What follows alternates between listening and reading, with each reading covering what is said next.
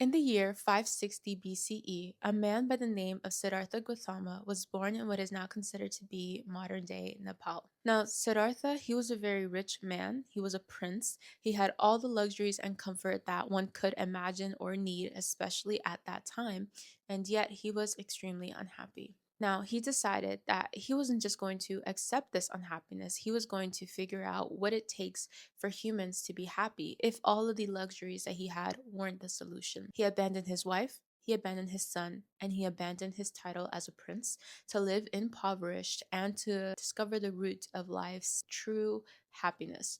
And what he eventually came across was that happy is he who has overcome the ego. Hello, my lovely friends. Welcome back to my channel. If you are new, welcome.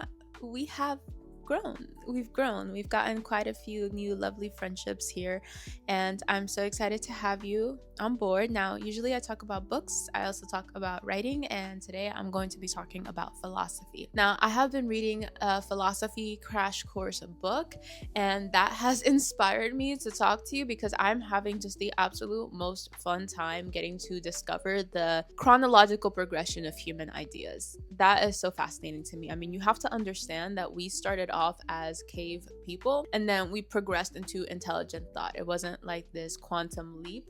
And it's been really fun getting to see a timeline of the progression of our insight and awareness. And I have thought more about some of the ideas that have come across, and that is why I have come to this video and why I want to talk to you about this concept of happy is he who has overcome the ego. This idea basically states that the only way to true happiness is to completely detach yourself from the concept of wants.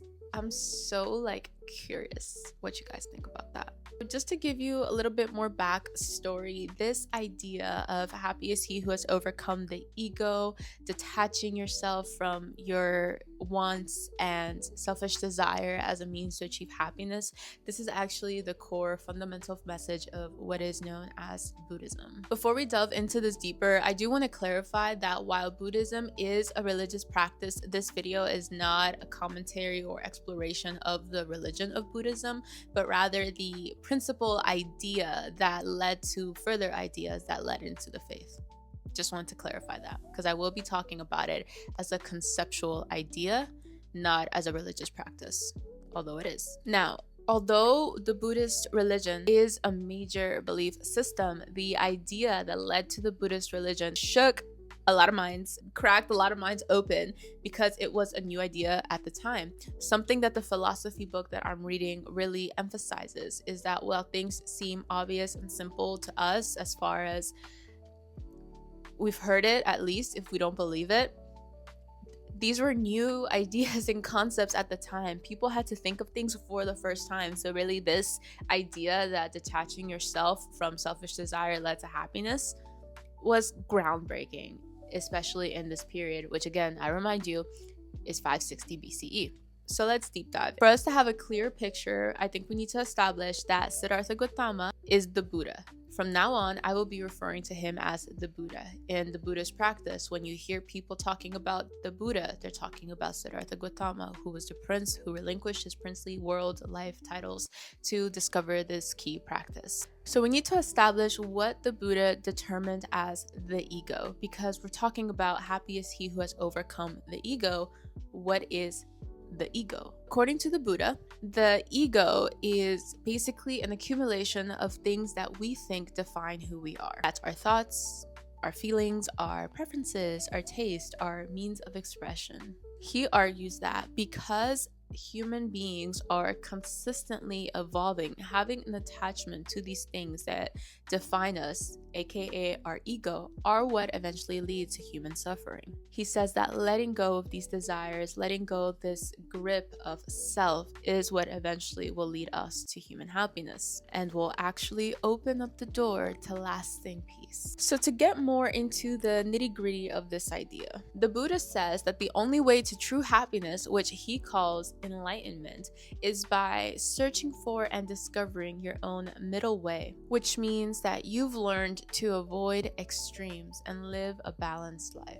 He also said that while human suffering can't be avoided, we can avoid being self-centered, and that's going to have us feel less suffering in the long run. Okay, so this is where it gets really interesting. The Buddha believed that we are all one of us connected through a series of cause and effect, or rather, cause and conditions. He said that our intentional actions create karma, and that shapes the results that we experience. Through this web of cause and effect, or rather, cause and conditions and karma, we are all one of us connected. We are deeply interdependent, not necessarily through a linear fashion, but through overlapping circumstances, meaning everything is in some way caused or affected by something else, dating back through life, through the beginning of time, but not linear. This idea is known as dependent origination. And because of this inescapable web of cause and conditions and karma, it is necessary for us to overcome our egos, to let go of the need to be in control. Then and only then can we reach happiness or enlightenment, which he calls nirvana. And that's when we are liberated from samsara, which is the cycle of birth, death, and rebirth, also known as reincarnation.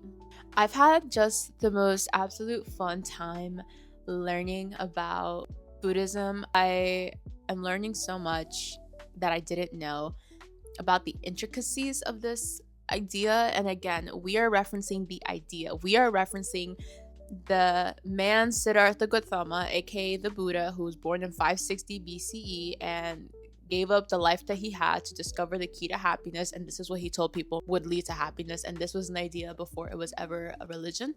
And we're talking about the idea. Imagine you're in 560 BCE, you're hungry, and then there's just this princely man who's just like, yeah, I was rich and it wasn't worth anything, and I found the key to happiness, and it's letting go of want, essentially. I think that's really interesting.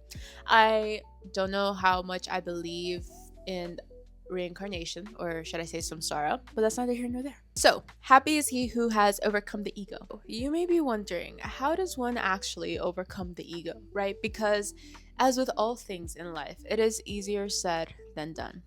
Well, the Buddha would go on to preach what he said were the Four Noble Truths. And these Four Noble Truths were four facts of existence that you had to accept as true just to begin your journey of happiness. The Four Noble Truths are: number one, life is suffering. Life sucks. Life sucks for you. Life sucks for everyone. Nobody's life is perfect, even if it looks perfect. You have to accept this as true before you can ever begin to be happy. Number two, suffering comes from attachment to the things you feel like you deserve, attachment to the outcomes that didn't happen, attachment to the mistakes of the past, attachment to a future that you are determined to achieve. Being attached is basically groundwork for suffering. You are preparing yourself to suffer by having an expectant outcome. Number three, suffering can end. Yes, life sucks. Yes, life sucks. Yes, but it can be overcome. If you don't believe that you can be happy, you will never be happy. And that's the third noble truth. And the fourth noble truth is that there is a path laid out to end suffering. So the Buddha would also preach that the eightfold path is the way to achieving true happiness and letting go of the ego after you've accepted the four noble truths. So now you're probably thinking to yourself, Yani, what's the eightfold path?